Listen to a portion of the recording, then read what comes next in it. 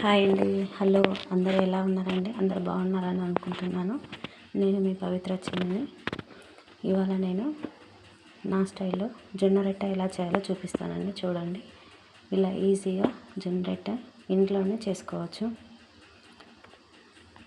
ముందుగా మనం కొంచెం జొన్న పిండిని తీసుకొని అందులో వేడి వాటర్ పోసి మనం రొట్టెకు అనుగుణంగా పిండి కలుపుకోవాలండి.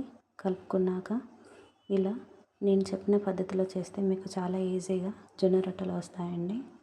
కొంచెం పిండిని తీసుకొని నేను చెప్పిన విధంగా, నేను చూపిస్తున్న విధంగా చేయండి. ఒక ప్లాస్టిక్ కవర్ తీసుకొని దాని మీద ఆయిల్ కొంచెం అప్లై చేశాక ఆ ముద్ద కొంచెం మన అనుగుణంగా చేసుకోవాలండి. చేసుకున్నాక తీసుకొని జస్ట్ నార్మల్గా హ్యాండ్స్తో ప్రెస్ చేసినా చాలండి, ఈజీగా స్ప్రెడ్ అయిపోతుంది. ఇలా ఈజీగా మన ఇంట్లోనే ఇలా కవర్తో జొన్న రొట్టెలు పగలకుండా చేసుకోవచ్చండి.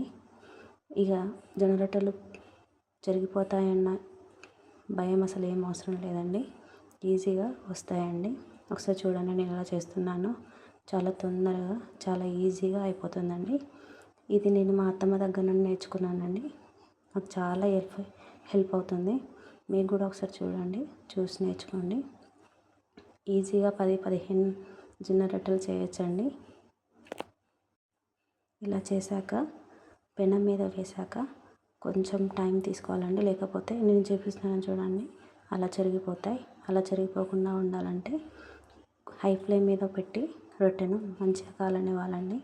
తర్వాత మనం ఇంకొక రొట్టెను రెడీ చేసుకొని పెట్టుకున్నాం కదా, చూడండి నేను చేసిన విధంగా వేయాలి. ఒకసారి ఆయిల్ వేస్తే సరిపోతుందండి. స్టార్టింగ్ ఊరికే వేయాల్సిన అవసరం లేదు. ఇలా ఈజీగా నేను చూపిస్తున్న విధంగా మీరు చేయండి. ఎన్ని జొన్న రొట్టెలు కావాలంటే అన్ని చేసుకోవచ్చు. తక్కువ శ్రమతో ఈజీగా అయిపోతుంది.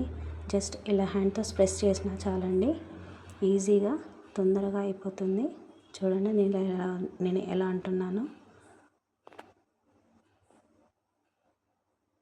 తర్వాత రెండు పక్కల మంచిగా కాలనివ్వాలండి. Medium flame, high flame adjust చేసుకుంటూ రొట్టెను రెండు వైపులా కాల్చుకోవాలండి.